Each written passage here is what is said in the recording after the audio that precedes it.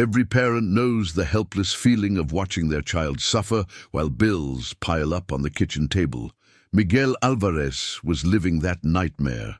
His daughter Maria hadn't walked in 2 years, and the bank was 30 days away from taking their home.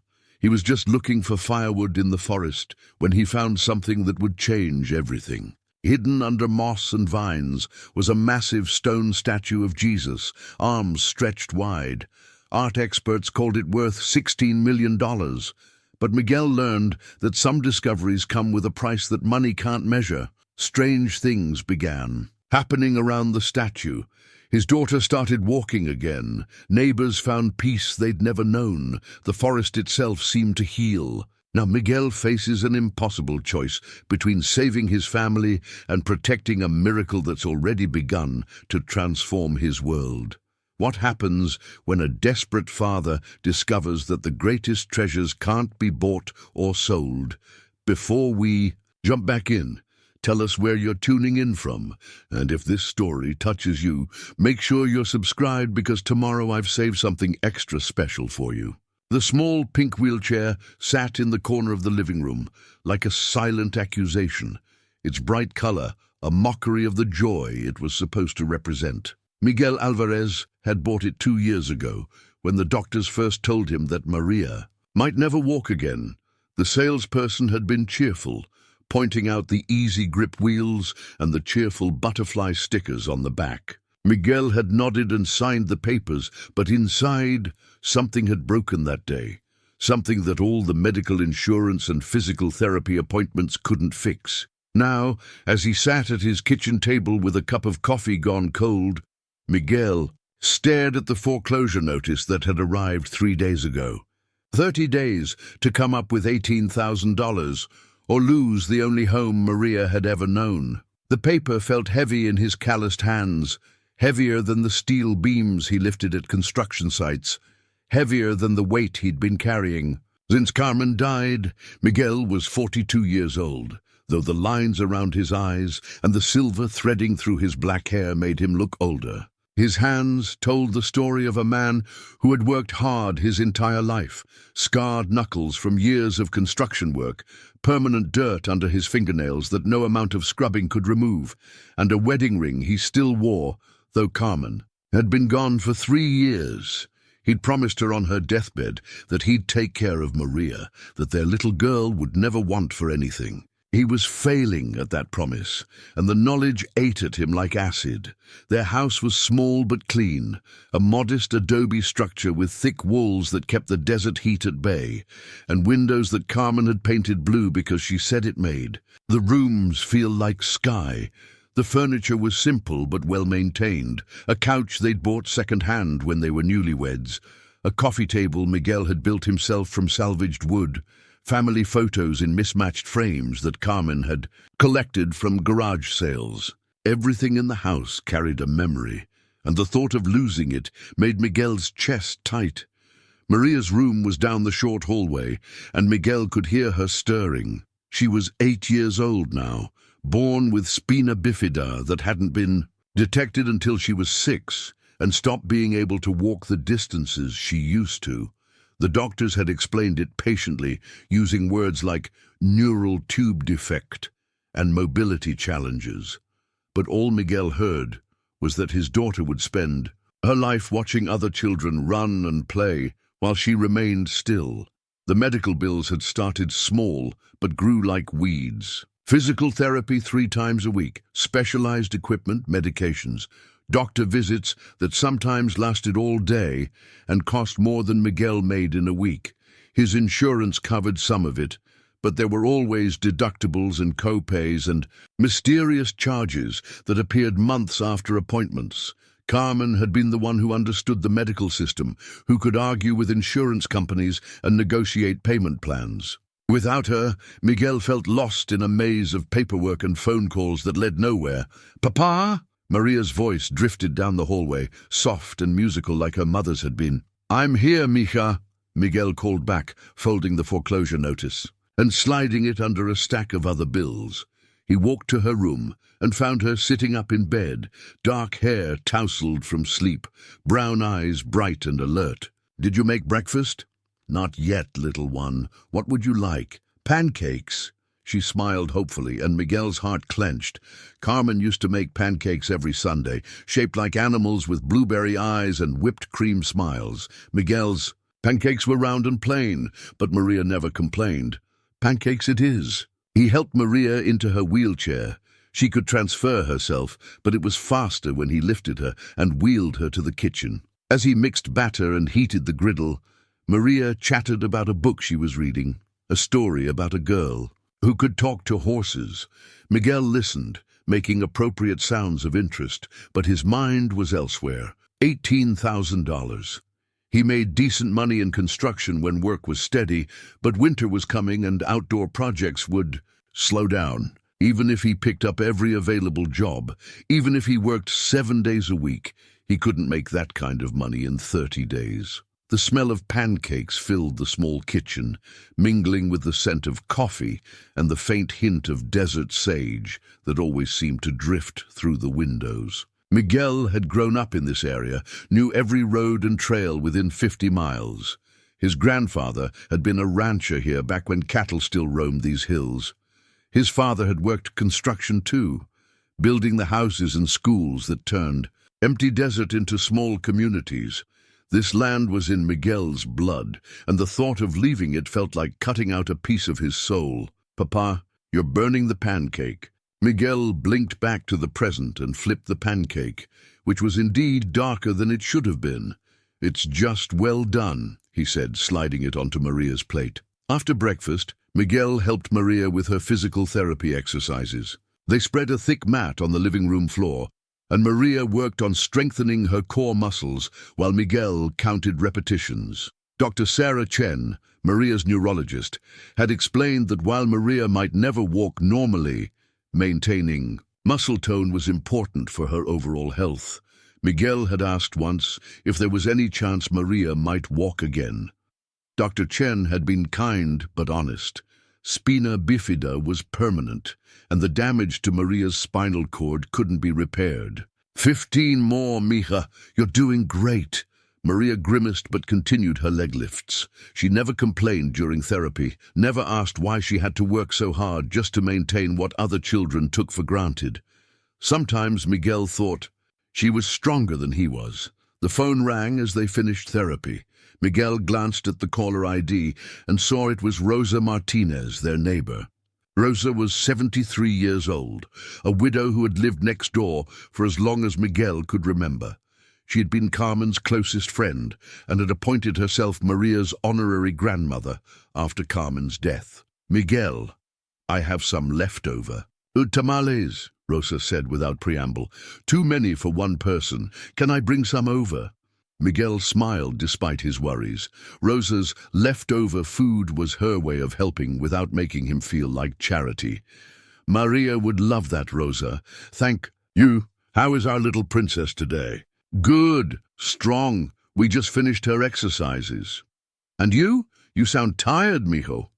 Miguel glanced toward the kitchen table where the foreclosure notice lay hidden under other bills. "I'm fine, Rosa. Just working a lot." Rosa made a sound that indicated she didn't believe him, but wasn't going to push. "I'll be over in an hour, and Miguel, if you need anything at all, you just have to ask."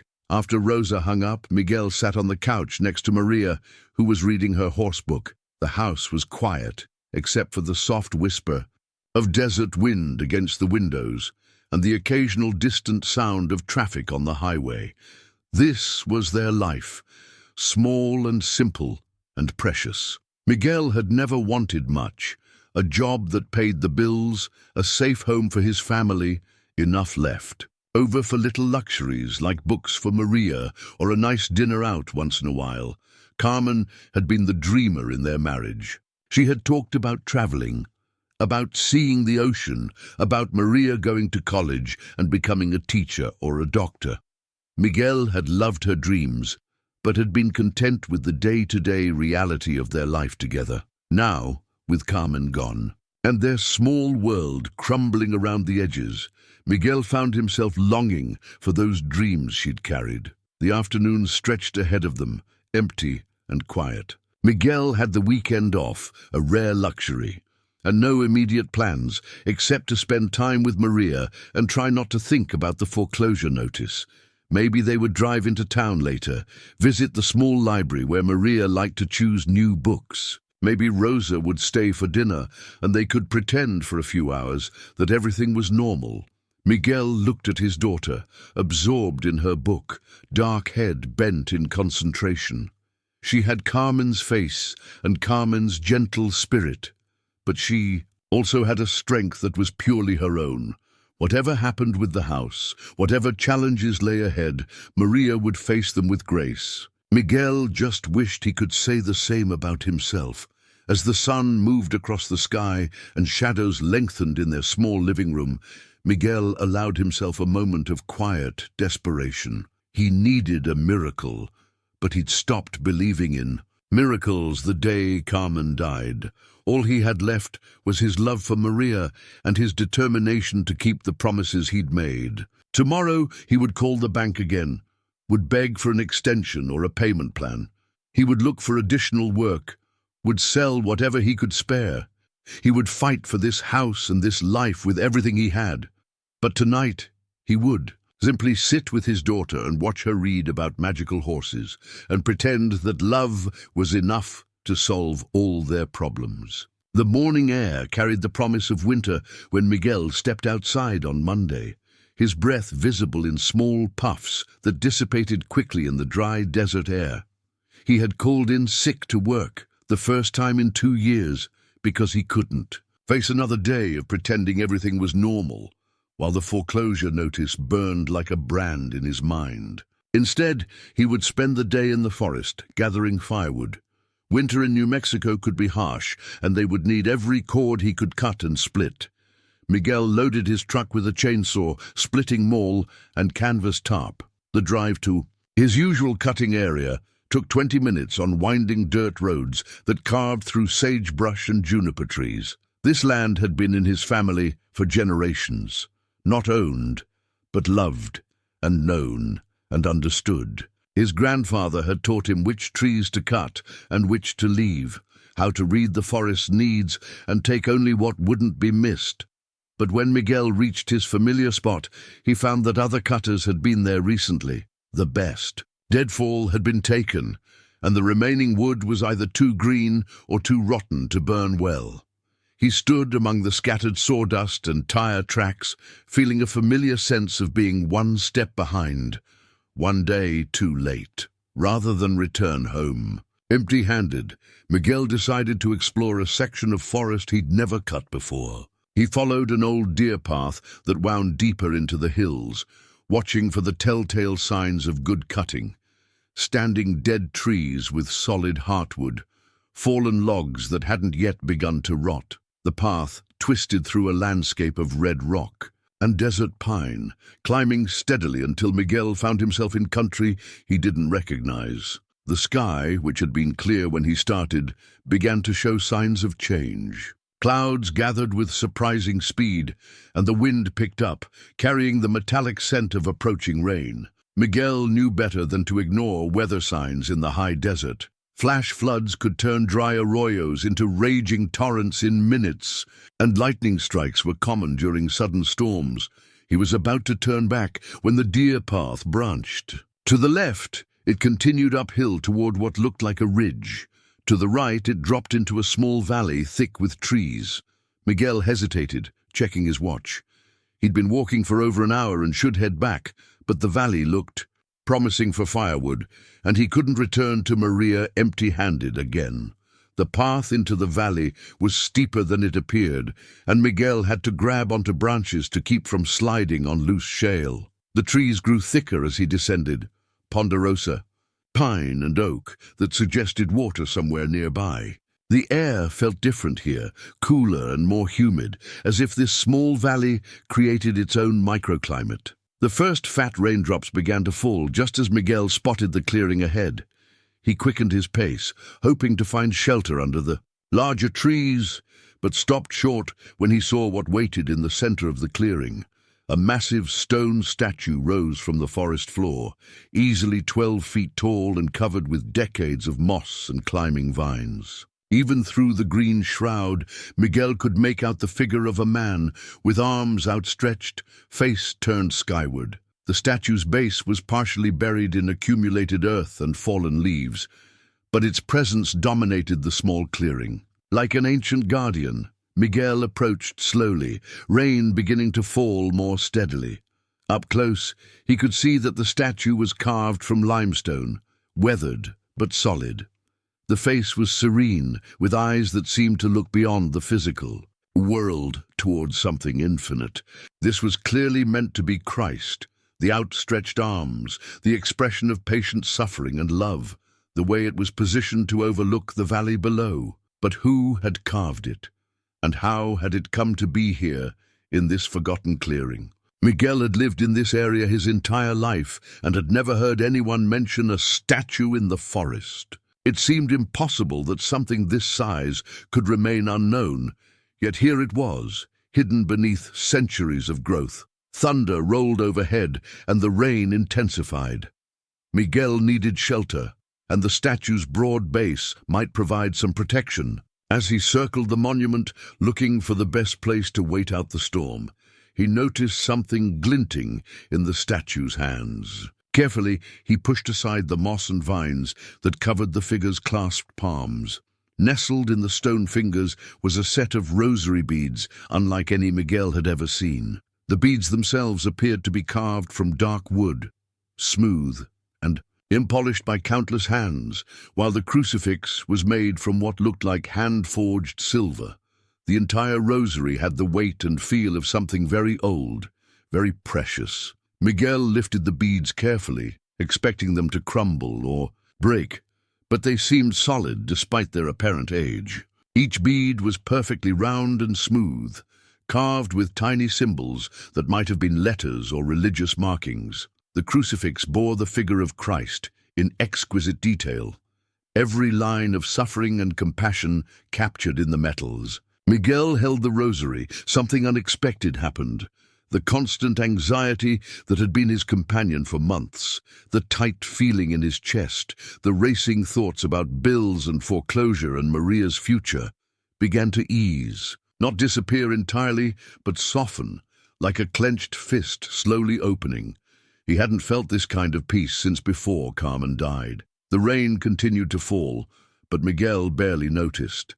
He found himself sitting on a fallen log near the statue's base, turning the rosary beads between his fingers. Each bead seemed to carry its own weight of prayer and devotion, as if generations of faithful hands had worn grooves in the wood through constant use. Miguel hadn't prayed, really prayed, since Carmen's funeral. He'd been angry at God for taking his wife, for leaving Maria without her mother, for making their lives so much harder than they needed to be. But sitting in this clearing with the ancient rosary in his hands, he felt that anger begin to dissolve like salt in water. "I don't know what to do," he whispered to the statue, to the forest, to whatever presence might be listening. "I promised Carmen I'd take care of Maria, but I'm failing. I'm going to lose our house, and I don't know how to fix it." The rain eased to a gentle drizzle, and shafts of sunlight began to penetrate the clouds. Miguel looked up at the statue's face, and for a moment, just a moment, could have sworn he saw the stone eyes focus on him with infinite compassion. When Miguel finally stood to leave, he faced a dilemma. The rosary clearly belonged with the statue, had probably been there for decades or longer, but something about it called to him, suggested that it was meant to come home with him, at least for now. He compromised by promising the statue, feeling only slightly foolish, that he would bring the rosary back soon. The walk back to his truck seemed shorter, though Miguel took several wrong turns in his distraction. His mind kept returning to the statue. Who had carved it? How long it had been there? Why it felt so familiar, despite being completely unknown to him? By the time he reached his truck, the sky had cleared completely, and the late afternoon sun cast long shadows across the desert. Miguel drove home slowly, the rosary wrapped carefully in a shop rag on the seat beside him. he'd come looking for. Firewood, and found something he couldn't yet name or understand. The foreclosure notice was still waiting on his kitchen table. The bills were still mounting, and Maria still couldn't walk. Nothing practical had changed, but as Miguel pulled into his driveway and saw Maria's face appear in the living room window, bright with curiosity about where he'd been, he felt something he hadn't experienced in years. Not hope, exactly.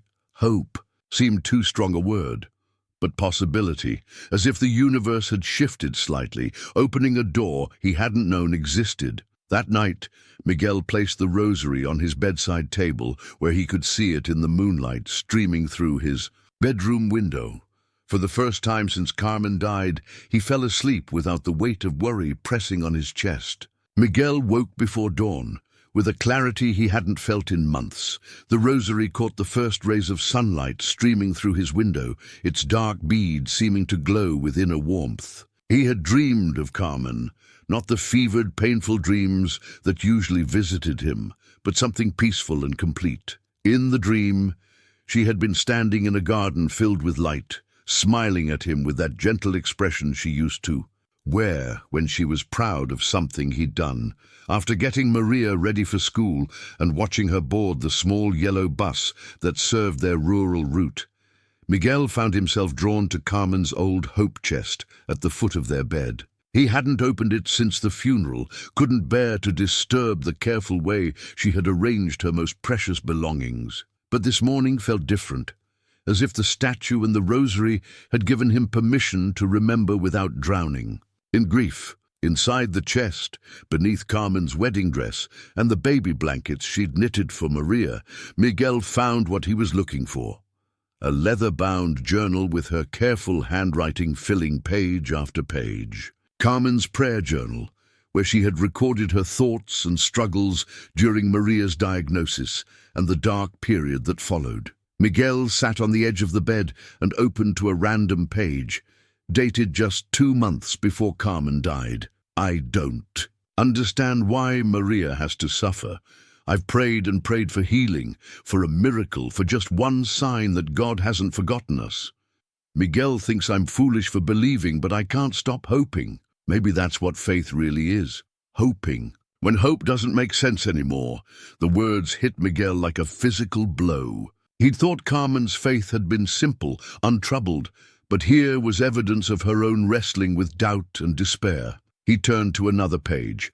Miguel is losing his faith, and I don't know how to help him. He works so hard, loves us so much, but I can see the anger building in him. He's angry at God, at the doctors, at me for not getting better. I pray every day that something will restore his hope before I'm gone. Miguel closed the journal, hands shaking. Carmen had seen what he hadn't even admitted to himself, that his faith had been dying long before she did, but she had kept praying. For him, kept believing that somehow, someday, his hope would be restored. The phone rang, interrupting his thoughts.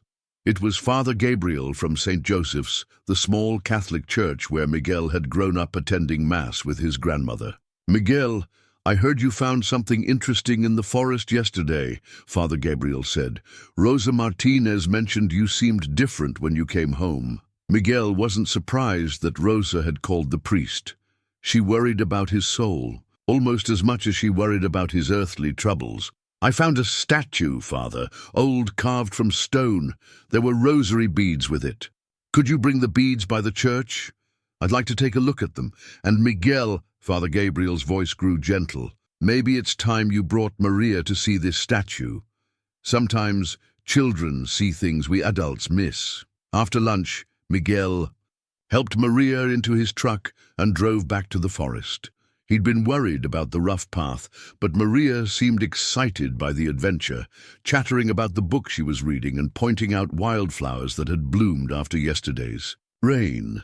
The path seemed easier to follow in daylight, and Miguel found the clearing without difficulty. But when they reached the statue, Miguel was struck by how different it looked.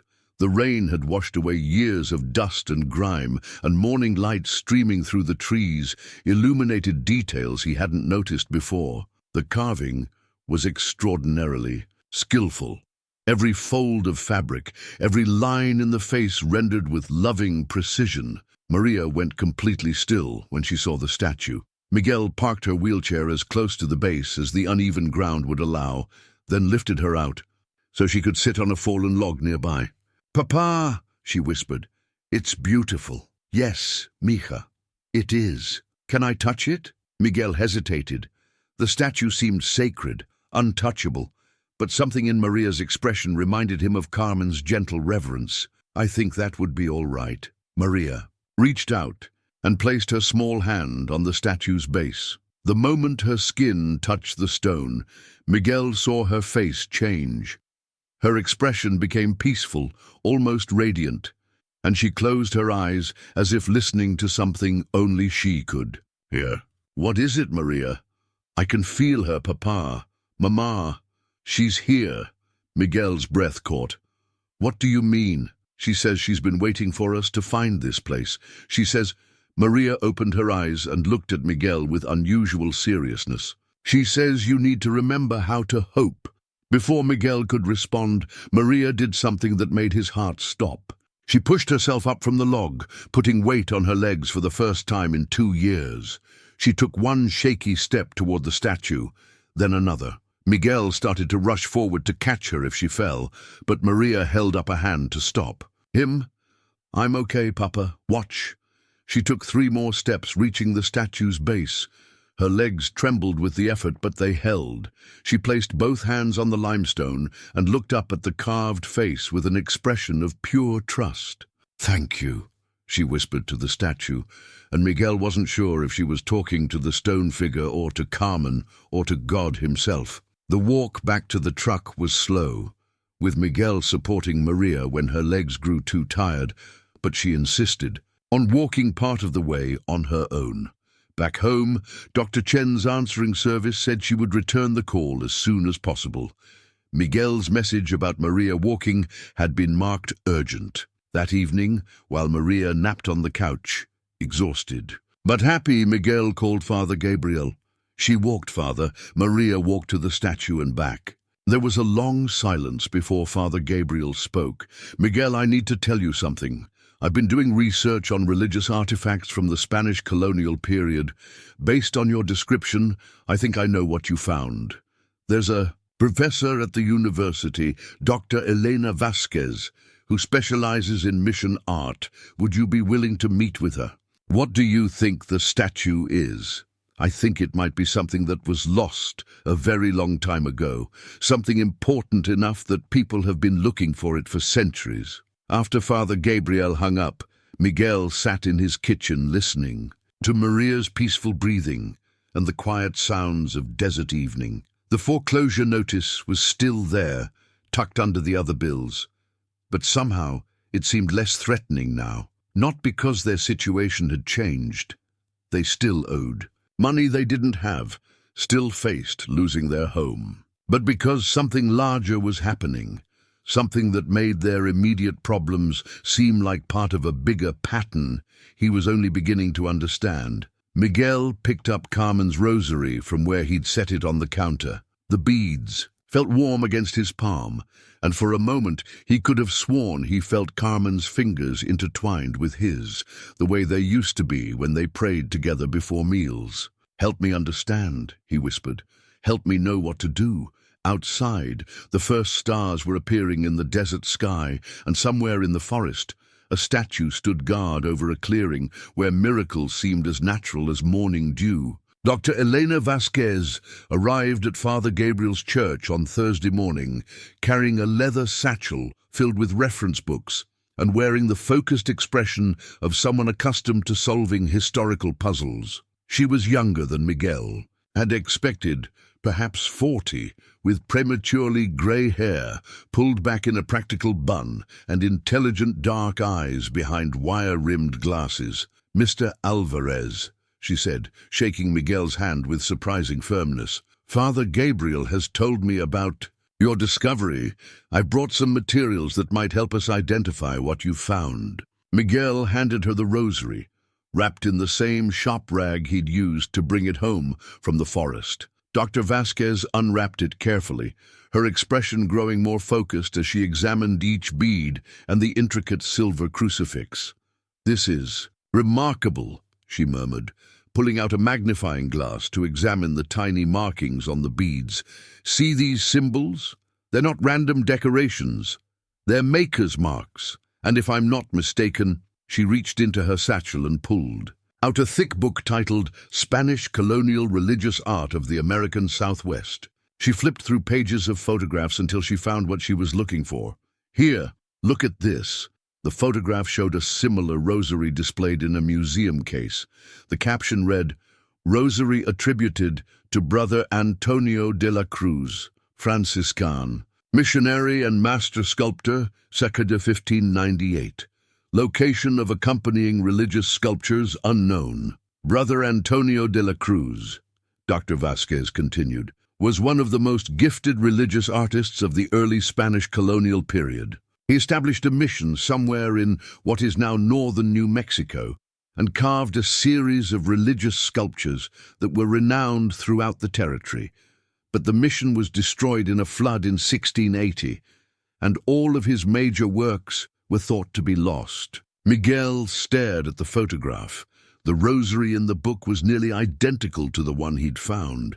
"You think this Brother Antonio carved the statue?" "I think it's very possible. The craftsmanship level would be consistent with his work, and the fact that this rosary was with it suggests a connection." She turned to another page, showing a fragment of carved limestone.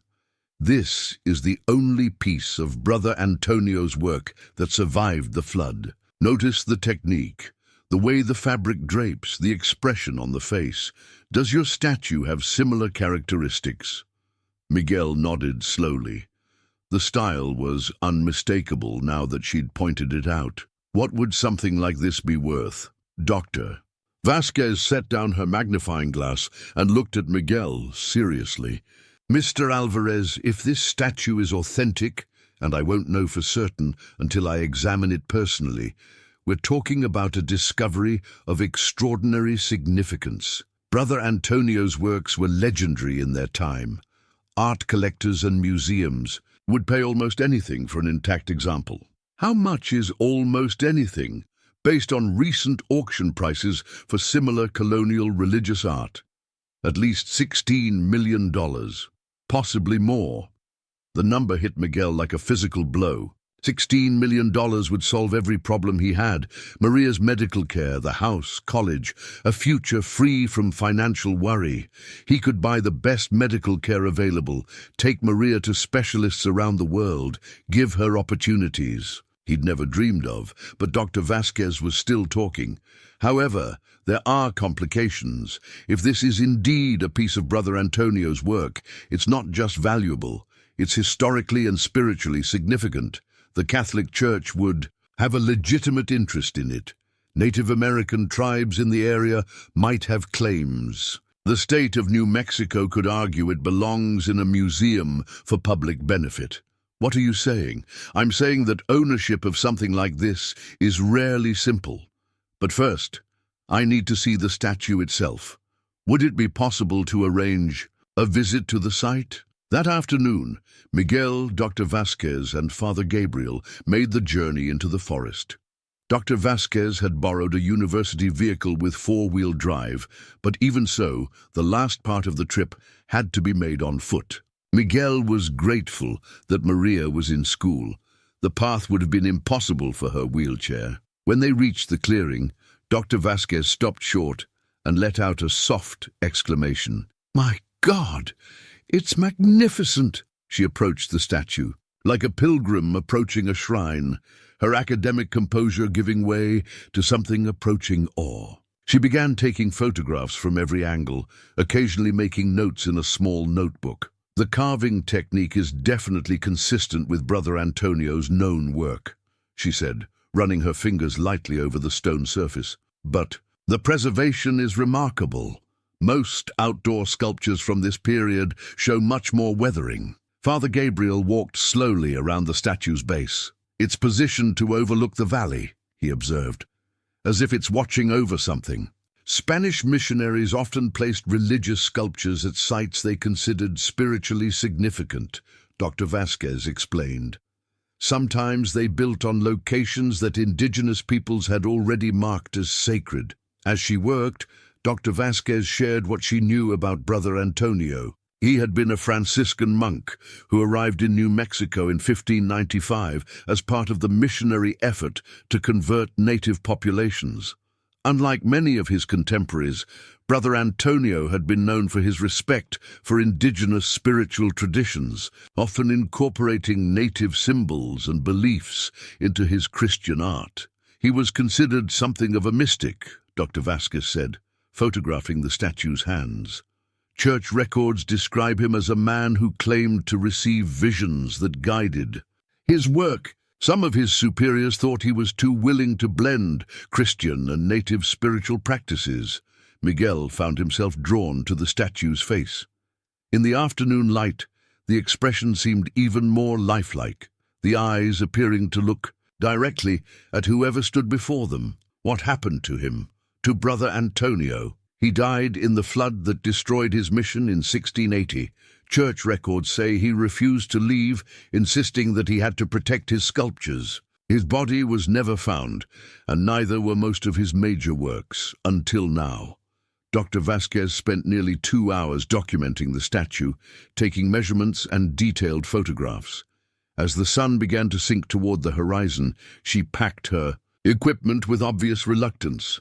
"This is definitely Brother Antonio's work," she said finally.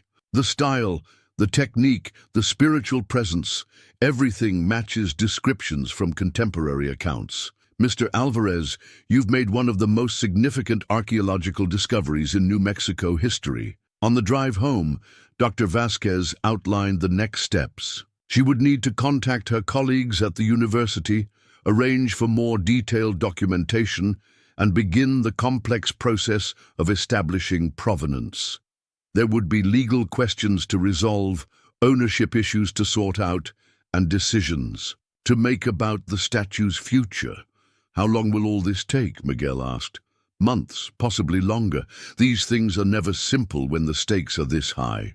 That evening, after Dr. Vasquez had returned to the university and Father Gabriel had gone back to the church, Miguel sat at his kitchen table with the foreclosure notice in front of him. $16 million. The number seemed impossible, like something from a dream. But the statue was real, the rosary was real, and Maria had walked for the first time in 2 years. Miguel picked up the phone to call the bank, then set it down again. What would he tell them? That he'd found a priceless statue in the forest? That a miracle might be on the way? It sounded ridiculous even to him. Instead, he walked to Maria's room and watched her sleep, her face peaceful in the moonlight streaming through her window. Tomorrow was Friday, and he would have to decide whether to take her to the statue again. She had been walking better each day since their first visit, taking a few more steps around the house, standing longer without support. Whether it was the statue, the forest, or simply Maria's determination, something was healing his daughter.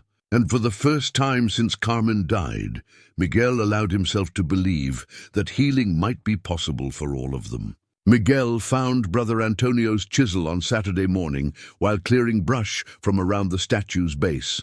The tool was buried just 6 inches beneath centuries of accumulated leaves and soil, its iron blade still sharp despite 400 years in the earth. The handle was gone, rotted away to nothing, but the metal bore the same distinctive markings that Dr. Vasquez had identified on the rosary, tiny symbols that might have been letters or sacred signs. Miguel held the chisel up to catch the morning light, marveling at its weight and balance. This simple tool had carved the magnificent statue that rose above him, had shaped stone into an expression of divine love that still moved people to tears centuries later. He could almost feel the echo of Brother Antonio's hands in the worn metal, the devotion and skill that had guided every strike. "Papa, what did you find?" Miguel turned to see Maria approaching through the trees, walking slowly but steadily on her own 2 feet. Each day brought new progress. Yesterday, she had walked from the truck to the clearing without resting, and this morning she had insisted on making the entire journey from the parking area on foot. Even though it took 3 times as long as usual, it's a carving tool, mija. The one used to make this statue. Maria examined the chisel with the same reverence she showed the statue itself. It feels warm, she said, closing her small fingers around the metal. That's just the sun. No, Papa. It's warm inside, like it remembers. Miguel was learning not to question Maria's perceptions about this place.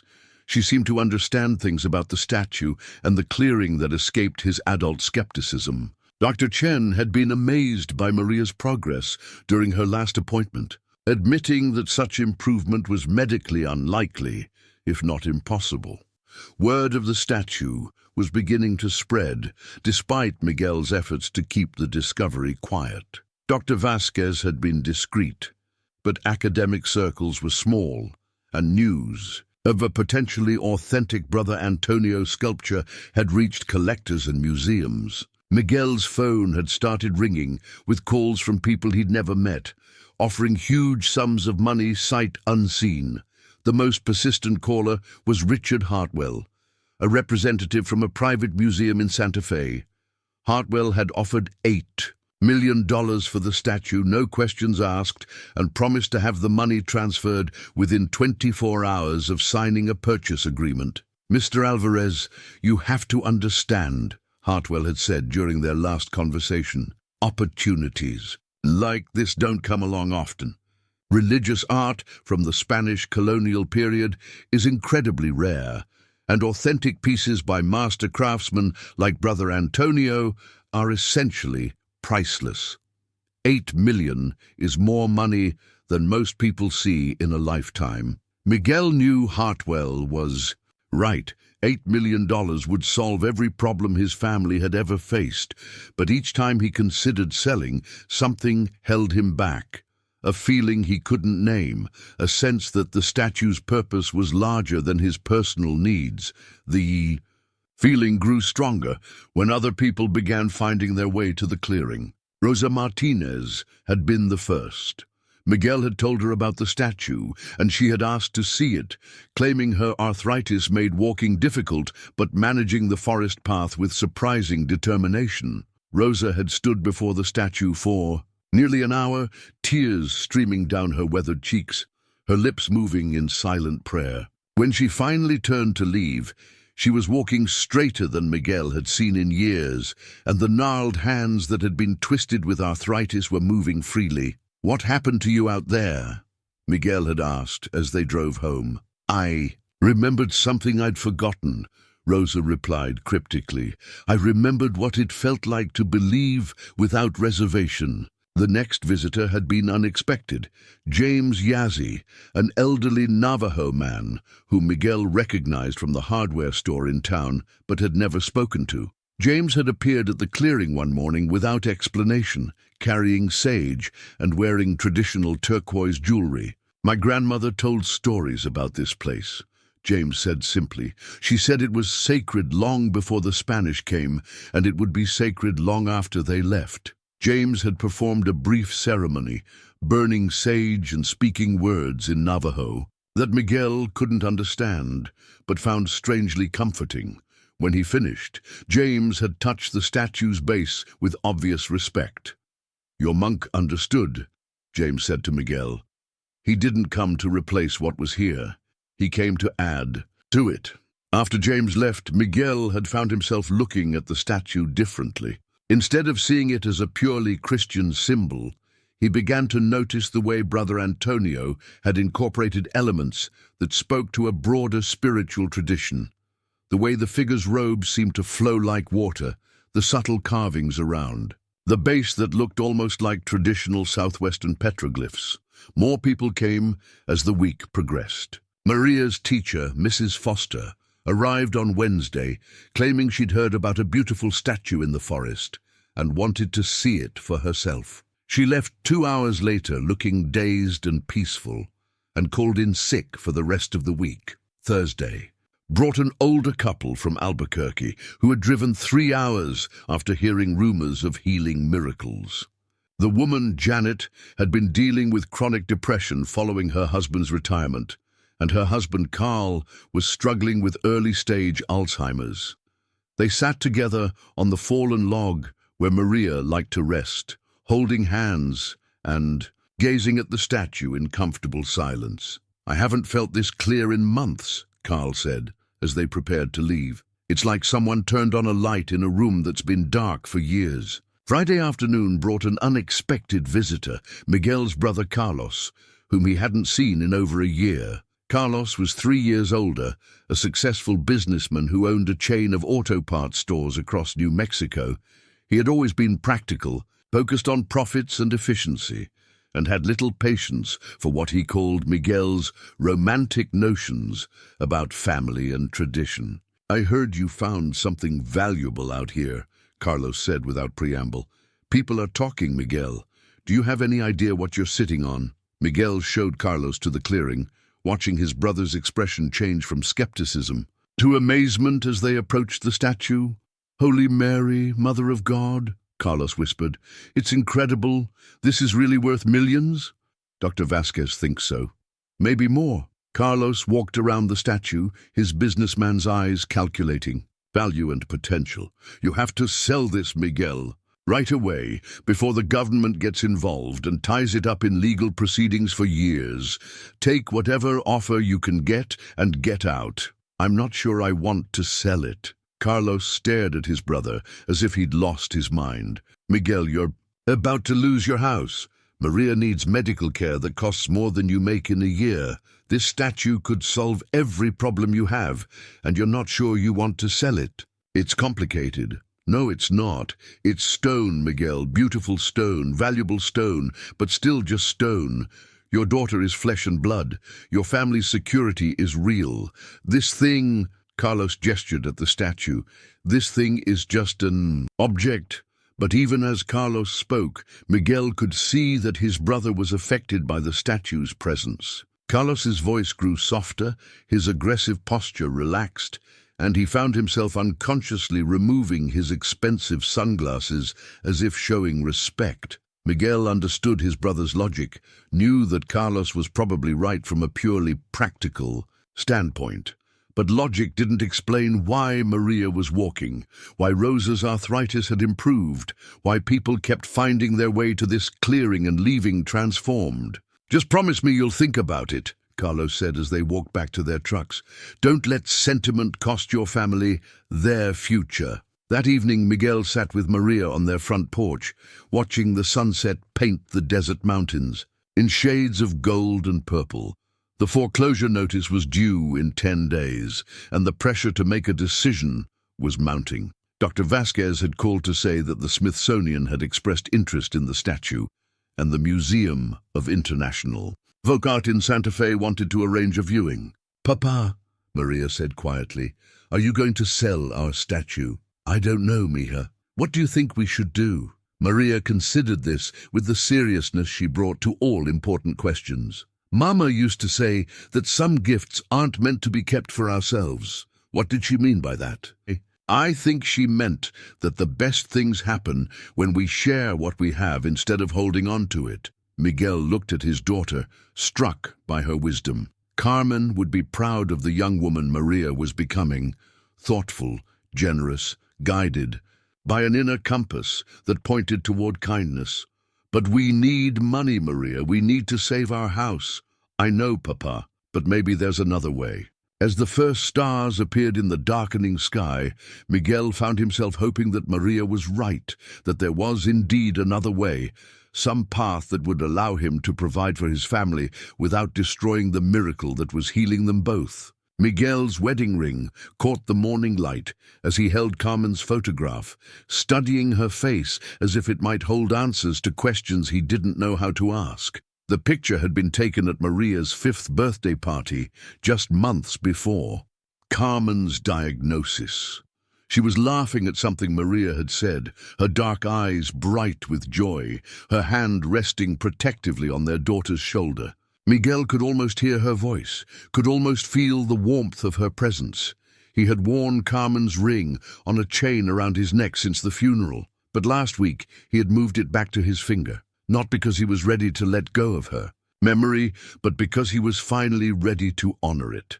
Carmen had believed in miracles, had prayed for them daily, even as cancer consumed her body. Now, sitting in the clearing where those miracles seemed to manifest daily, Miguel felt closer to his wife than he had since she died.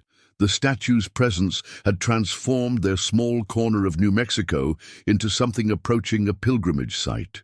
Word had spread through the quiet networks of faith and need that connect suffering people across great distances. Each morning, Miguel arrived at the clearing to find small offerings left at the statue's base. Wildflowers, handwritten prayers, photographs of loved ones who needed healing.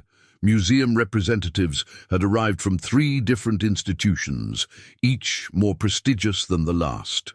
The Metropolitan Museum of Art had sent a team of experts who spent 2 days documenting and measuring every aspect of the statue. Their preliminary assessment confirmed Dr. Vasquez's opinion.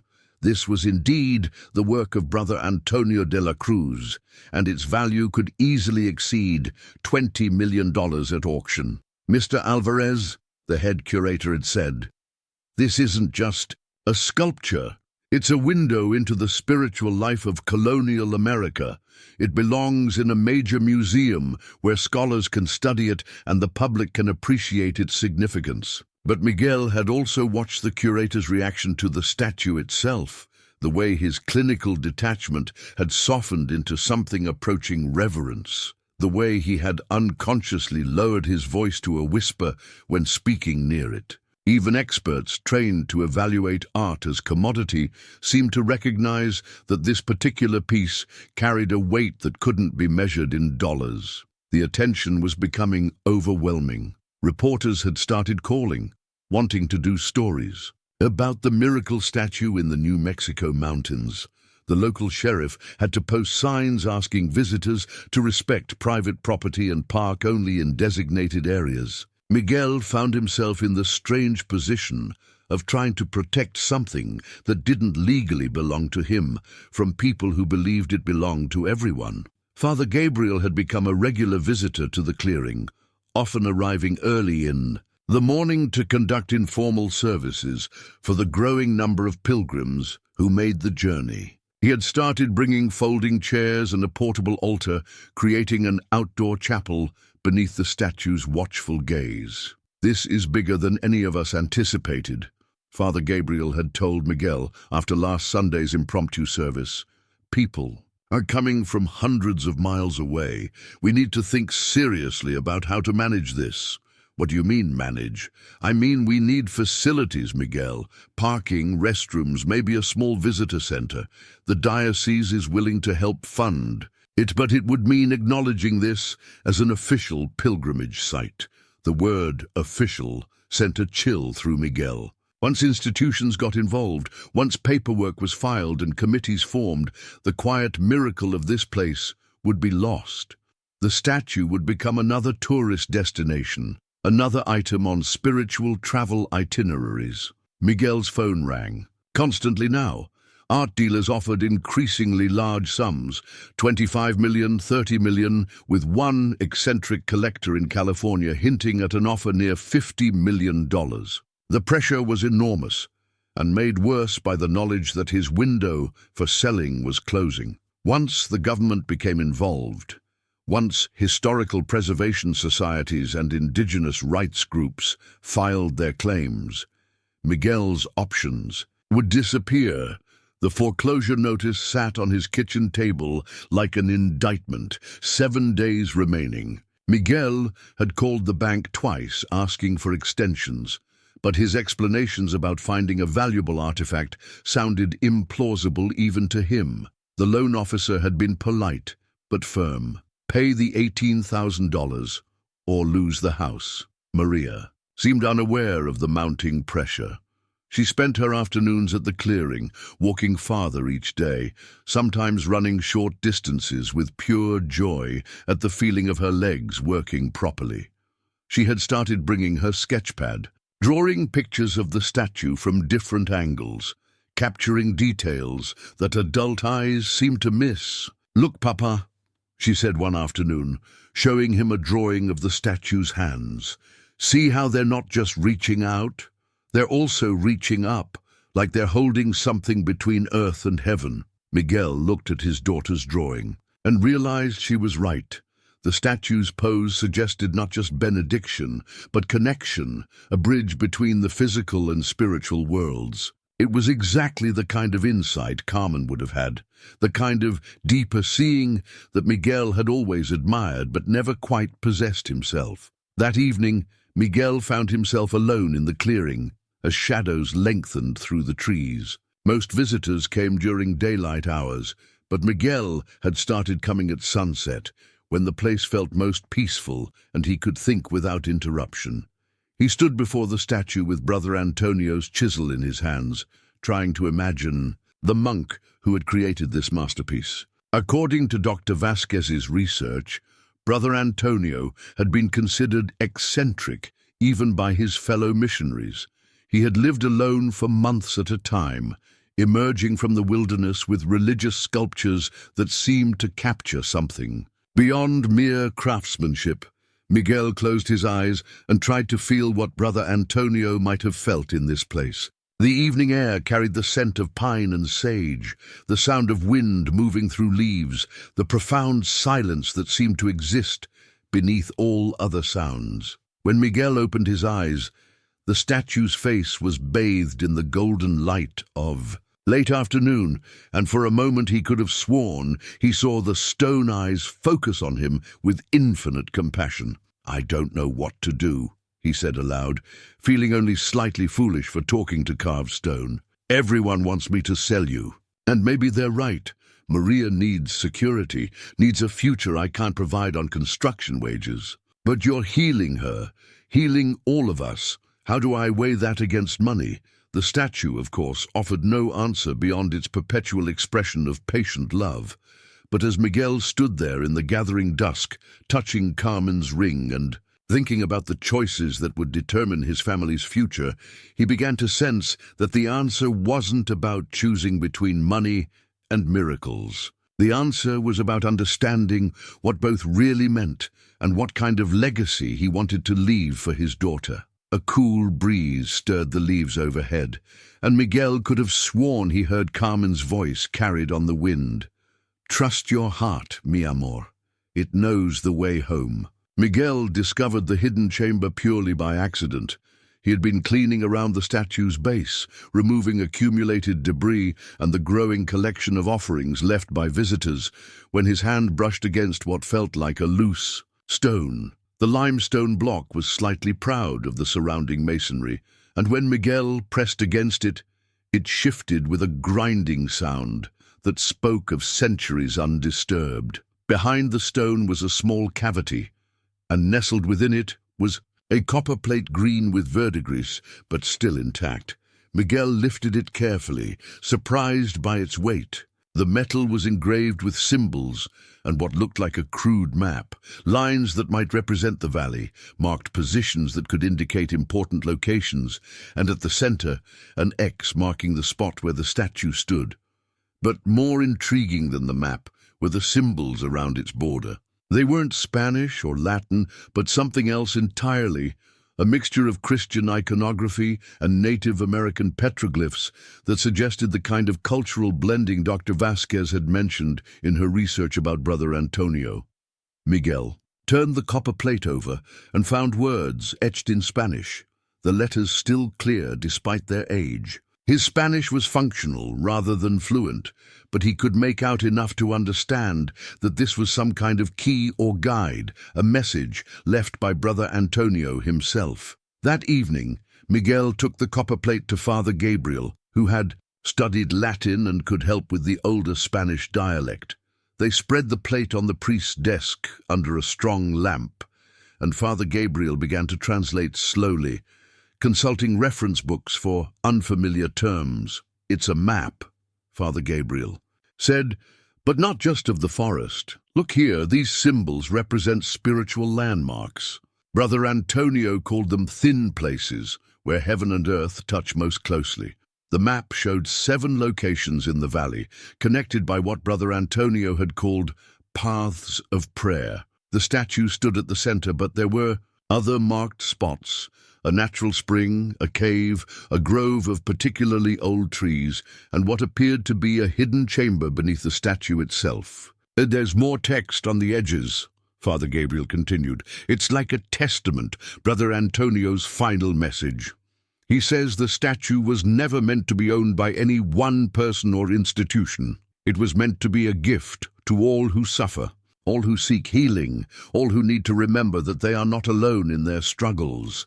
Miguel felt his heart racing. "What else does it say?" Father Gabriel's voice grew hushed as he read.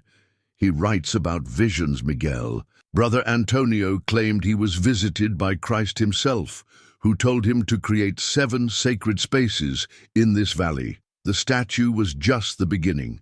He was building something larger, a place where all faiths could come together in common purpose. The implications began to sink in. If Brother Antonio had created other sculptures, other sacred spaces, their combined value would be incalculable. But more importantly, it suggested that the statue's power wasn't accidental or miraculous in the supernatural sense. It was intentional, designed by a man who understood something profound about human spiritual need. "There's an instruction. Here," Father Gabriel continued, pointing to a section near the bottom of the plate. "Brother Antonio left specific directions for finding the hidden chamber beneath the statue. He calls it the heart of the valley, the place where he stored his most precious creations." The next morning, Miguel returned to the clearing with a small shovel and a flashlight. The copper plate's instructions were cryptic but specific: 7 steps from the statue's base toward the rising sun, then 3 steps toward the sacred spring, then dig beneath the stone that weeps for those who have no tears left to shed. Miguel found the weeping stone, a piece of limestone with natural channels that collected morning dew and released it in steady drops, and began to dig carefully. 2 feet down, his shovel struck something hard. Another hour of careful excavation revealed a stone slab covering what appeared to be a natural cave that had been modified and enlarged. The chamber below was small, perhaps 8 feet square, but it was filled with wonders. Brother Antonio had carved niches into the living rock, and in each niche stood a smaller sculpture: saints and angels, Christ figures, and abstract representations of divine love. The workmanship was exquisite, each piece a masterwork that would have been treasured in any cathedral in Europe. But the chamber's greatest treasure wasn't carved from stone. Along one wall, Brother Antonio had built shelves to hold his writings, hundreds of pages of text on bark paper, preserved by the chamber's constant temperature and dry conditions. These were his spiritual journals, his theological writings, his detailed plans for creating a sacred valley where people of all faiths could find common ground, and in wooden boxes that had somehow survived 4 centuries. Brother Antonio had stored offerings that had been left at his various sacred sites: gold coins, silver jewelry, precious gems, and artifacts that spoke to the devotion of countless pilgrims who had found healing in his creations. The monetary value was staggering, but Miguel understood immediately that this wasn't treasure in any conventional sense. This was evidence of faith made manifest, of hope transformed into tangible form. Miguel spent hours reading through Brother Antonio's writings by flashlight. The monk had been far more than a simple missionary sculptor. He had been a visionary who understood that true spiritual healing required more than doctrine or ritual. It required sacred space, community, and the recognition that all genuine faith, regardless of its specific form, sprang from the same divine source. "I have seen the Christ," Brother Antonio had written in one passage, "and he told me that his love extends beyond the boundaries men create. The crosses and the medicine wheels, the rosaries and the prayer bundles, the cathedrals and the sacred mountains, all are fingers pointing toward the same moon. My work in this valley is to create a place where that truth can be lived, not just believed." The implications were overwhelming. The chamber contained enough artwork and precious objects to solve Miguel's financial problems many times over. But it also contained something much more valuable, proof that the statue's healing power was part of a larger design, a carefully constructed spiritual sanctuary that had been waiting 4 centuries for the right person to complete Brother Antonio's vision. Miguel climbed out of the chamber as the afternoon sun slanted through the trees, his mind reeling with possibilities. The copper plate had shown 7 sacred sites, but only one, the statue, had been rediscovered. The other 6 were still out there, waiting to be found and restored. Brother Antonio's complete vision could actually be realized, turning this valley into the interfaith sanctuary he had dreamed of creating. But first, Miguel had to decide what to do with his discovery. The chamber's contents could be sold piece by piece, generating enough money to secure Maria's future many times over. Or they could be used as Brother Antonio had intended, as the foundation for something larger, something that would benefit not just Miguel's family, but countless others who needed healing and hope. That evening, Miguel sat with Maria in their living room, the copper plate spread on the coffee table between them.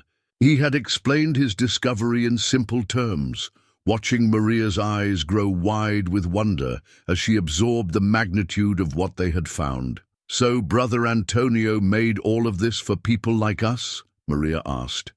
"People who need help?" "Yes, Mija. He wanted to create a place where anyone could come and find peace, no matter what they believed or where they came from." Maria traced the map's lines with her finger. "And there are more statues out there. 6 more sacred sites according to this map. We could spend years looking for them all." Maria looked up at her father with the serious expression she wore when wrestling with important concepts. "Papa, if we sell the statue and the things in the chamber, we'll have enough money forever, right? More than enough. But if we keep them, if we do what Brother Antonio wanted, then other people like Mrs. Foster and Mr. Yazzie can keep coming to find help." Miguel nodded, marveling at his daughter's ability to see straight to the heart of complex issues. "I think," Maria said slowly, "that Mama would want us to share." As Miguel looked at his daughter's earnest face, he realized that she was right. Carmen had always been the one who brought meals to sick neighbors, who organized fundraisers for families in crisis, who believed that blessings were meant to be shared rather than hoarded. The discovery of the chamber hadn't just solved their financial problems. It had given them the opportunity to honor Carmen's memory in a way that could transform countless lives. The phone rang, interrupting his thoughts. It was Richard Hartwell, the museum representative, calling with an urgent update. "Mr. Alvarez, I have extraordinary news. I've just received authorization to offer you $50 million for the statue, and we can have the money transferred within 48 hours. This is a once-in-a-lifetime opportunity." Miguel looked at Maria, at the copper plate, at the photograph of Carmen on the mantelpiece. $50 million would solve every problem they had ever faced or ever would face. But it would also end Brother Antonio's dream before it could fully begin. "Mr. Hartwell," Miguel said quietly, "I need to think about this. Mr. Alvarez, please understand, offers like this don't remain open indefinitely. If you wait too long, if government agencies get involved, your options will disappear entirely." After Miguel hung up, he and Maria sat in comfortable silence, both of them understanding that they had reached the moment when everything would change. The choice was no longer between security and sacrifice. It was between 2 completely different visions of what their lives could become. Miguel spent the night reading Brother Antonio's testament by candlelight in the hidden chamber, the monk's words seeming to glow in the flickering illumination. The final scroll, written in Antonio's own hand just days before the flood that claimed his life, contained instructions that would change everything Miguel thought he understood about his role in this unfolding miracle. "To whoever finds these words," the testament began, "know that you have been chosen not by chance, but by providence. The statue above your head, the sacred spaces marked on my map, the treasures you see around you, none of these were meant for one man's profit or one institution's glory. They are seeds of a larger harvest, tools for building the kingdom of heaven on earth. Brother Antonio had been more than a visionary artist. According to his writings, he had been part of a secret network of missionaries and indigenous spiritual leaders who had worked together to preserve sacred knowledge during the violent early years of Spanish colonization. The 7 sites in the valley weren't just artistic achievements, they were repositories of combined Christian and Native American spiritual wisdom, designed to survive whatever political or religious upheavals might come. I have hidden treasures at each sacred site, Antonio wrote, not gold or silver, though there is some of that, but knowledge, prayers that heal, ceremonies that bring peace, wisdom that bridges the gap between all peoples who seek the divine. The guardian who comes after me must decide, will these gifts serve one family's needs, or will they serve the needs of all families who suffer? The weight of that question pressed down on Miguel like stone. In 3 days, the bank would foreclose. On their house, Richard Hartwell's $50 million offer had a deadline of 48 hours. The Smithsonian had called with their own proposal, a smaller cash payment but guaranteed care of the statue in perpetuity, plus a consulting position for Miguel that would provide steady income for life. Miguel climbed out of the chamber as dawn broke over the valley, Brother Antonio's scroll clutched in his hands. The clearing was already occupied by early morning visitors, an elderly couple from Texas whose granddaughter was fighting leukemia, a middle-aged woman whose husband had been deployed overseas, a young father whose wife had died in a car accident, leaving him alone with twin babies. They sat quietly around the statue's base, some praying aloud, others maintaining the profound silence that seemed to characterize this place. Miguel watched them and tried to imagine this clearing as a museum. Exhibit, roped off and climate-controlled, visited by tourists rather than pilgrims. The thought made his chest tight. His phone buzzed with a text from Carlos. Museum people in town asking questions. Word is spreading fast. Make decision today or lose all control. Miguel drove home to find Maria already awake, sitting at the kitchen table with her sketch pad and colored pencils. She had been drawing obsessively since discovering the hidden chamber, creating detailed pictures of each artifact, each piece of Brother Antonio's writing that she could understand. Her latest drawing showed the 7 sacred sites as interconnected circles with lines of light flowing between them. It's a map of love, Papa, she explained when Miguel asked about the drawing. Brother Antonio wasn't just making pretty things. He was building a machine for helping people remember how to love each other. Miguel stared at his 8-year-old daughter, amazed by her insight. Carmen had always said Maria was an old soul, someone who understood things that escaped adult comprehension. Now, faced with the most important decision of his life, Miguel found himself trusting his daughter's wisdom more than the advice of experts and professionals. Father Gabriel arrived at noon with troubling news. The diocese had heard about Miguel's discovery and was considering asserting canonical claim to the statue and any associated artifacts. Religious art created by Catholic missionaries, they argued, belonged to the church rather than to private individuals. I'm trying to slow them down, Father Gabriel said, but there are powerful forces at work here, Miguel. The Vatican has been contacted. This isn't just about money anymore. It's about religious authority, historical preservation, cultural heritage. You're caught in the middle of something much larger than any of us anticipated. Dr. Vasquez called that afternoon with an update from the academic world.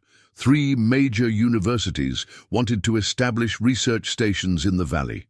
The National Park Service was exploring options for protecting the site. Native American groups were filing preliminary claims based on the indigenous elements in Brother Antonio's work. The window for private sale is closing fast, Dr. Vasquez warned.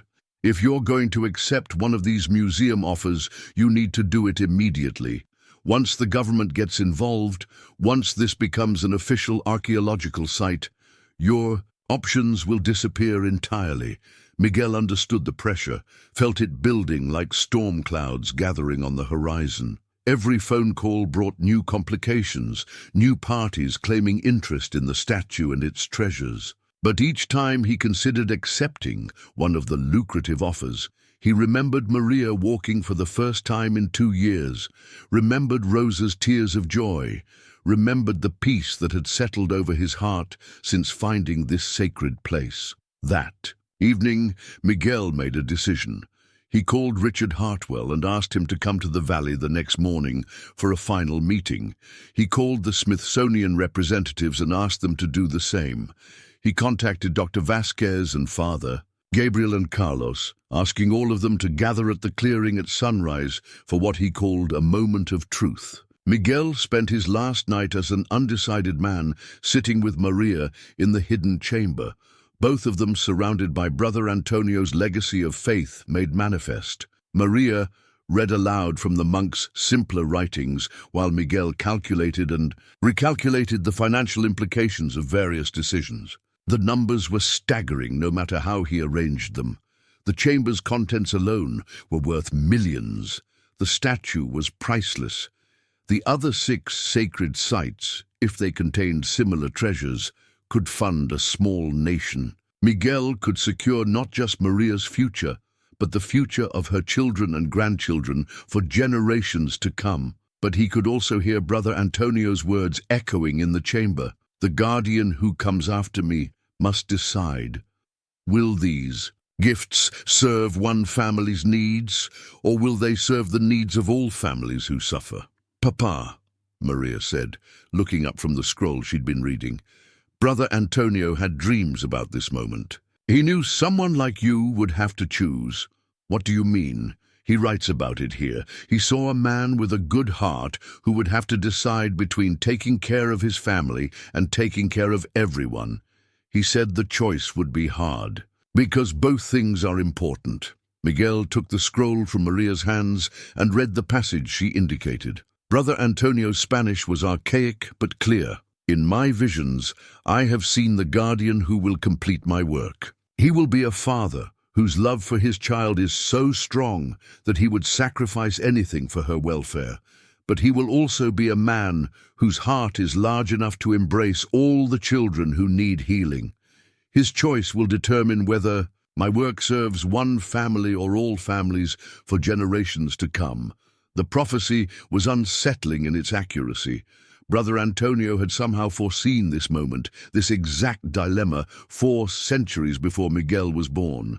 The monk had understood that the person who found these treasures would face an impossible choice between personal security and universal service. What did Brother Antonio say the guardian should do? Miguel asked. Maria turned the page and pointed to a section written in different ink, as if added later.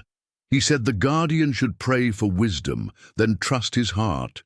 He said that when we choose love over fear, when we choose giving over keeping, we always receive more than we sacrifice.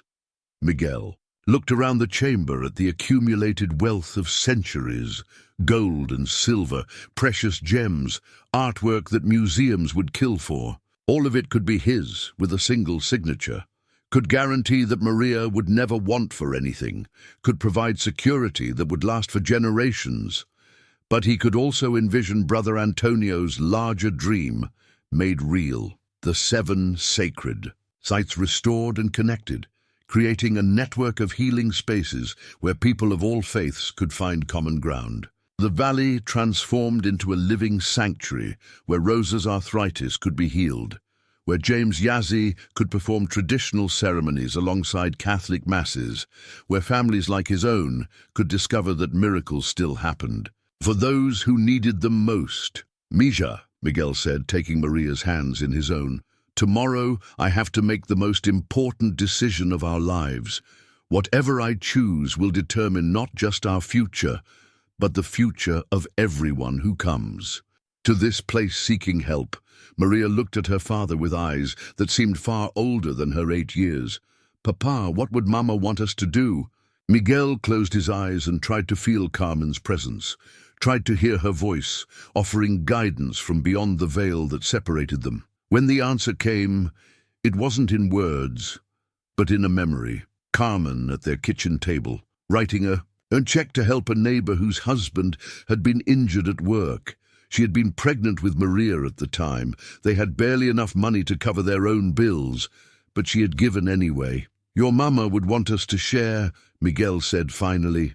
"Then that's what we'll do," Maria replied, with the simple certainty that only children possess. As father and daughter sat together in Brother Antonio's chamber, surrounded by treasures that could buy them anything they wanted, Miguel felt a peace settle over him that no amount of money could purchase.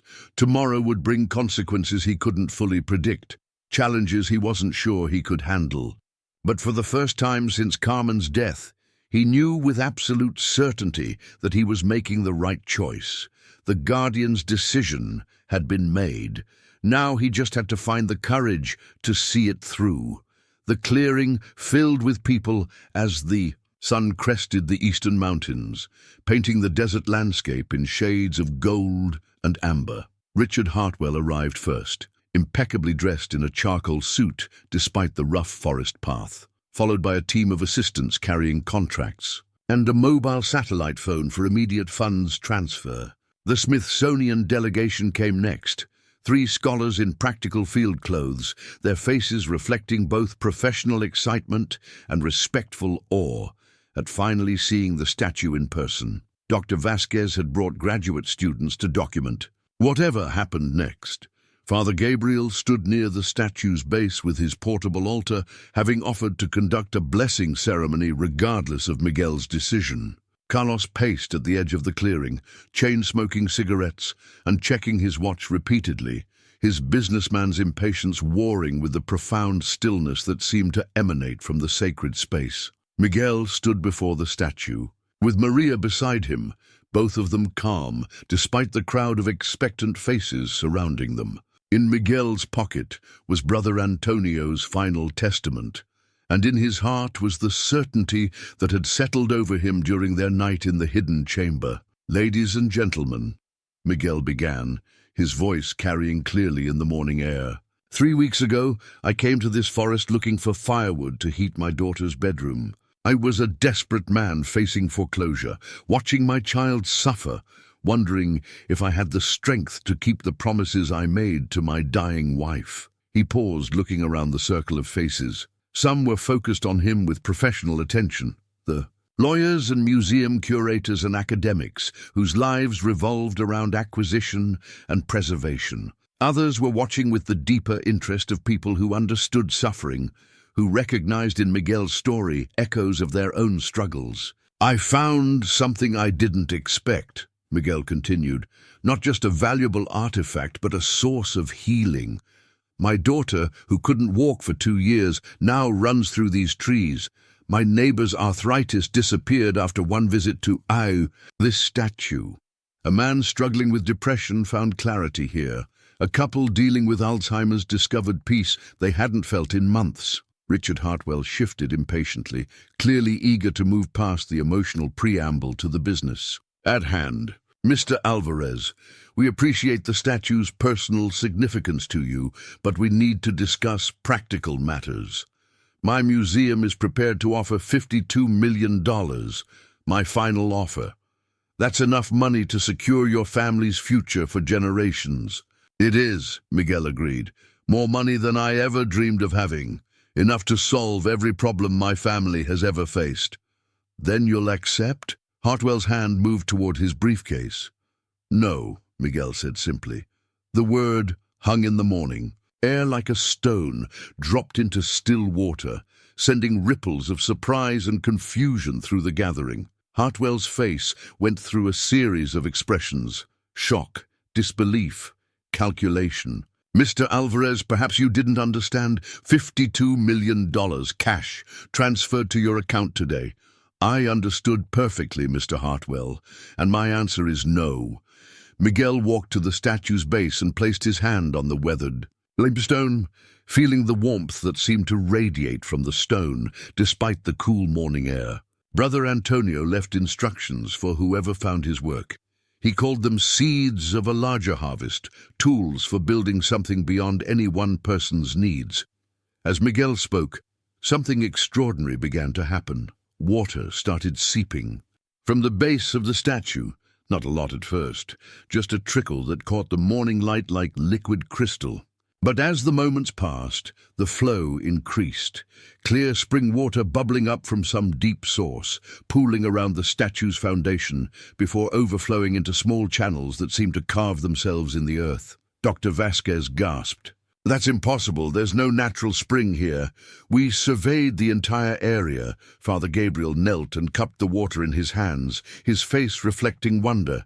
"It's warm," he said softly, "and it tastes like mountain snow and desert.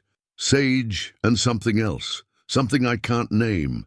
Miguel wasn't surprised by the water's appearance. Brother Antonio's writings had mentioned sacred springs at each of the 7 sites, dormant until the guardian made his choice. The monk had understood that true miracles manifested not when people grasped for them, but when they surrendered their grasping and opened themselves to larger purposes. This statue, this spring, this entire valley belongs to everyone who needs healing, Miguel announced. "I'm establishing a public trust to preserve and protect Brother Antonio's vision. The statue will never be sold, never be moved, never be locked away in a museum where only the wealthy can afford to see it." Hartwell's face had gone red with frustration. "You're making a catastrophic mistake, Mr. Alvarez. You'll lose your house, lose everything, and for what? A piece of carved stone that will crumble to dust in a few hundred years?" Miguel looked at his daughter, who had knelt by the spring and was watching water flow over her small hands.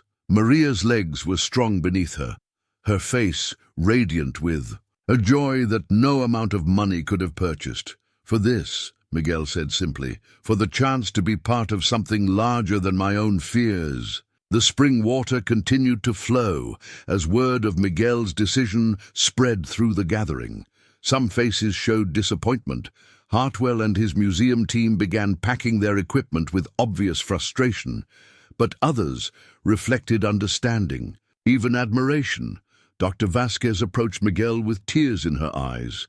"You know what you've just done?" she asked softly. "You've preserved something irreplaceable. This isn't just art or archaeology. It's living spirituality. Future generations will thank you for this choice." Miguel nodded toward the growing stream of people making their way down the forest path.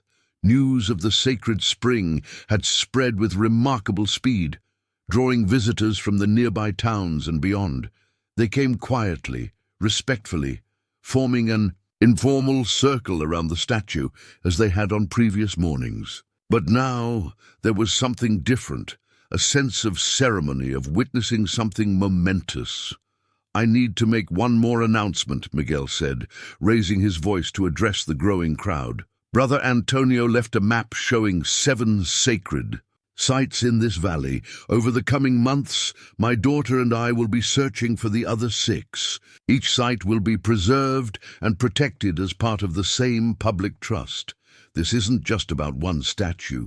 It's about creating a sanctuary where people of all faiths can find common ground." Father Gabriel stepped forward, still holding water from the sacred spring. "Miguel, what about your house, your immediate needs?" Miguel reached into his jacket and pulled out a small leather pouch, one of many he had found in the hidden chamber, filled with gold coins and precious gems that Brother Antonio had carefully preserved. The monk provided for the guardian's material needs as well as his spiritual mission. "There's enough here to save our house, pay Maria's medical bills, and fund the sanctuary for years to come.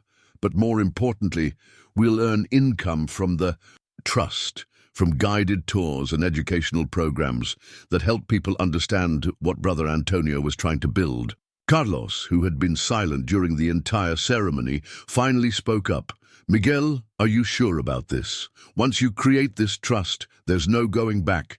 You could still change your mind. Take the museum money." Miguel looked at his brother with compassion. Carlos had spent his entire life focused on accumulating wealth and security, and the idea of voluntarily giving up $50 million was incomprehensible to him. But Miguel understood something Carlos didn't, that true security came not from what you owned, but from what you were willing to share. I'm certain, Carlos. For the first time in years, I'm completely certain. As if responding to Miguel's declaration, the flow of spring water increased, creating multiple streams that carved gentle channels through the clearing. Visitors began gathering stones from the forest floor, placing them in a widening circle. Around the statue, no one had organized this ritual, but it seemed natural, inevitable, as if the space itself was calling for this kind of community creation. Maria approached the growing stone circle with her own carefully chosen rock, a piece of smooth quartz that caught and reflected the morning light. As she placed it among the others, she looked up at her father with an expression of pure contentment. "Papa, look," she said, gesturing toward the statue. "The water isn't just flowing down anymore. It's flowing up too, like the statue is breathing." Miguel followed his daughter's gaze and saw what she meant. The limestone seemed to be absorbing and releasing moisture in a gentle rhythm, creating an almost imperceptible shimmer in the air around the carved figure. Whether this was a natural phenomenon, related to the spring or something beyond scientific explanation, Miguel didn't know and didn't need to know. Some mysteries were meant to be experienced rather than understood. Dr. Vasquez was documenting everything with her camera, but even her scientific training couldn't quite account for what was happening. "The hydrology doesn't make sense," she murmured to Father Gabriel. "There's no natural explanation for a spring to suddenly appear at this elevation, especially not one with this volume of flow." Father Gabriel smiled. "Perhaps some things don't require natural explanations, Elena.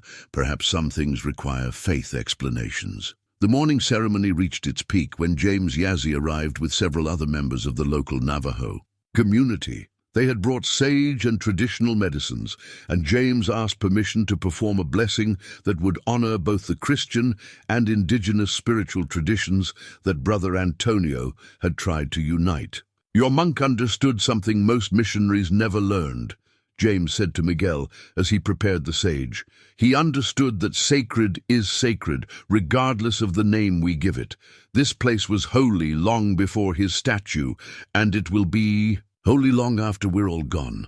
As sage smoke drifted through the clearing and James sang prayers in Navajo, Miguel felt a profound sense of completion. This was what Brother Antonio had envisioned, people of different faiths and backgrounds, coming together in recognition of their shared need for healing and hope.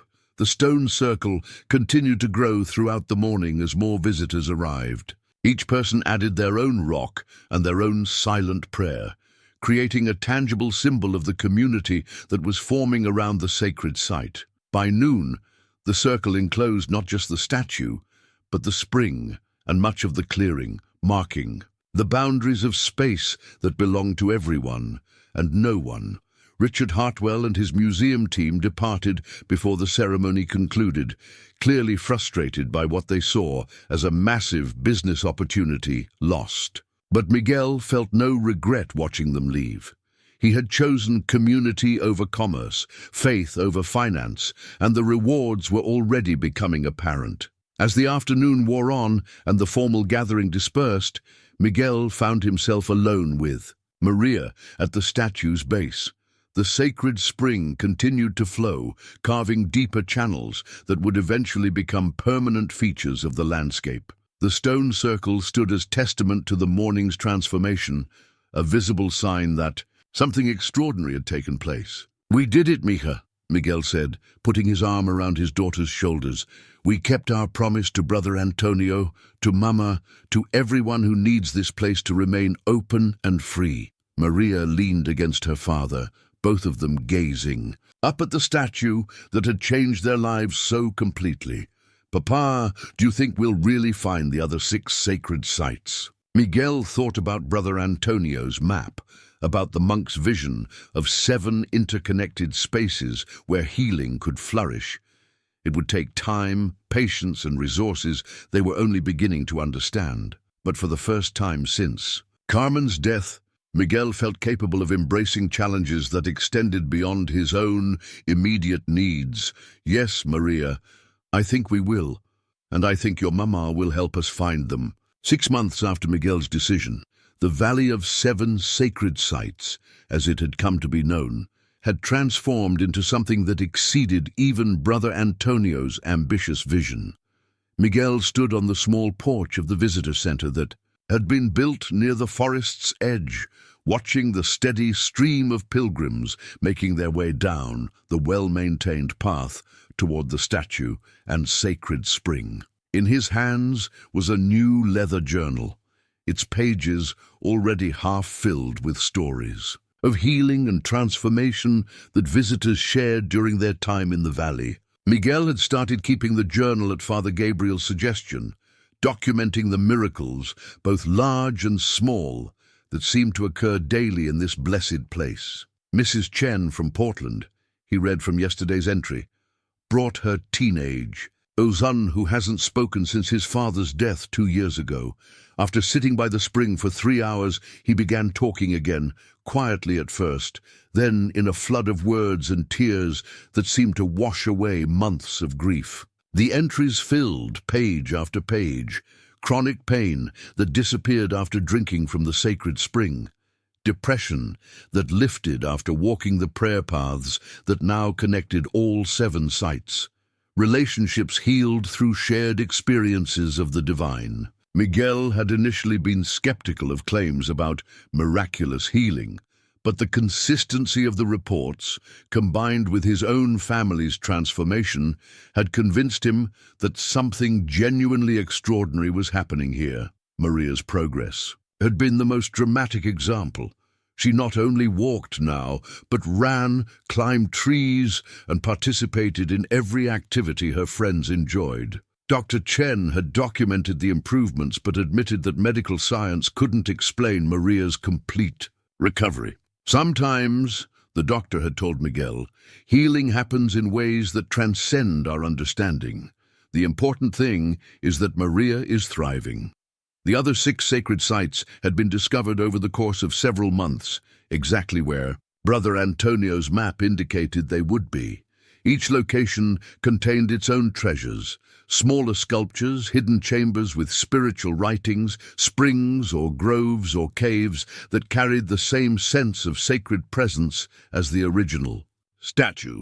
The discovery of each site had been accompanied by media attention, but Miguel had learned to manage the publicity in ways that preserved the valley's spiritual integrity. Rosa Martinez had become the unofficial manager of the visitor center, her arthritis completely healed and her energy restored to levels she hadn't experienced in decades. She greeted each pilgrim with warmth and wisdom, sharing the valley's history and helping newcomers understand the respectful approach that the sacred sites required.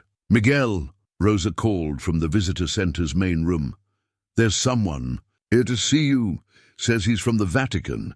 Miguel looked up from his journal to see a middle-aged man in simple clerical attire approaching across the courtyard. The priest moved with the careful reverence that most first-time visitors displayed, his eyes wide as he took in the view of the valley and the distant statue visible through the trees. "Mr. Alvarez," the priest said in accented English, extending his hand. "I am Father Romano from the Vatican's Commission for Sacred Art. I've come to see Brother Antonio's work for myself." Miguel shook the priest's hand, noting the man's genuine humility despite his impressive credentials. Over the months, he had learned to distinguish between visitors who came seeking spiritual experience and those who came seeking institutional advantage. "Welcome to the valley, Father Romano. Would you like me to guide you to the sites, or would you prefer to experience them on your own?" "If I may, I'd like to walk alone first. Sometimes the heart sees more clearly than the mind." Miguel watched Father Romano make his way down the path that thousands of pilgrims had worn smooth over the past 6 months. The priest moved slowly, stopping frequently to touch trees or examine wildflowers, clearly someone accustomed to recognizing the sacred in unexpected places. Late that afternoon, Father Romano returned to the visitor center with tears on his cheeks and wonder in his eyes. He found Miguel in the small office where he conducted the administrative work that came with managing a spiritual sanctuary. "Mr. Alvarez," Father Romano said, "I came here prepared to evaluate Brother Antonio's work according to church doctrine to determine whether these sites meet official criteria for recognition as sacred spaces." "And what did you conclude?" Father Romano sat heavily in the chair across from Miguel's desk. "I concluded that Brother Antonio understood something about the nature of the divine that we in Rome are still trying to learn. These sites aren't just Catholic, aren't just Christian, aren't just indigenous spiritual spaces. They're something larger, places where all authentic faith recognizes itself." The priest pulled out a thick folder from his briefcase. "I have authority to offer the Church's official recognition of this valley as a pilgrimage destination. That would bring significant resources, institutional support, protection from commercial development." Miguel had been expecting this conversation for months. The Vatican's interest had been inevitable once word spread about the miraculous healings and the discovery of Brother Antonio's complete work. What would official recognition require? Church oversight of the site's management. Approved. Liturgies for services. Some restrictions on non-Catholic ceremonial activities. Miguel thought about James Yazzi's weekly sage ceremonies, about the Buddhist meditation groups that had started gathering at the spring, about the interfaith prayer circles that met each Friday evening. Brother Antonio's vision had been explicitly inclusive, designed to welcome all who came seeking authentic spiritual experience. "Father Romano, I appreciate the Church's interest, but I think Brother Antonio's work needs to remain independent. The healing happens precisely because people of all faiths feel welcome here." Father Romano nodded slowly. "I thought you might say that. And I think you're right. Sometimes the Church serves God best by stepping back and allowing his work to proceed without our institutional involvement." As evening approached, Miguel walked with Maria to their favorite spot near the original statue. The sacred spring had grown into a small creek that meandered through the entire valley, connecting all 7 sites with flowing water that pilgrims claimed carried healing properties from location to location. "Papa," Maria said, settling onto the smooth rock that had become their evening perch, "do you ever miss the old life? When it was just you and me and we didn't have to share this place with anyone?" Miguel considered the question carefully. Their life had certainly become more complex since the valley's transformation. There were administrative duties, media requests, constant streams of visitors seeking guidance or healing. But there was also purpose, community, and the daily joy of witnessing other people's spiritual breakthroughs. "No, mija," he said finally, "I don't miss the old life. The old life was about surviving. This life is about thriving." Maria leaned against her father's shoulder as the sun set behind the western mountains, painting the sky in shades of gold and purple that reflected in the sacred spring's flowing water. Tomorrow would bring new pilgrims, new stories of healing, new opportunities to honor Brother Antonio's vision of universal compassion. "Papa," Maria said softly, "I think Mama would be proud of what we've built here." Miguel touched Carmen's ring on his finger, feeling her presence as strongly as he had that first day in the forest, when everything changed. "Yes, mija, I think she would be very proud indeed." As the first stars appeared in the desert sky, father and daughter sat in comfortable silence beside the statue that had transformed their lives and the lives of countless others. The sacred spring continued its gentle flow, carrying healing water through the valley where Brother Antonio's dream had finally, after 4 centuries, found its perfect guardian.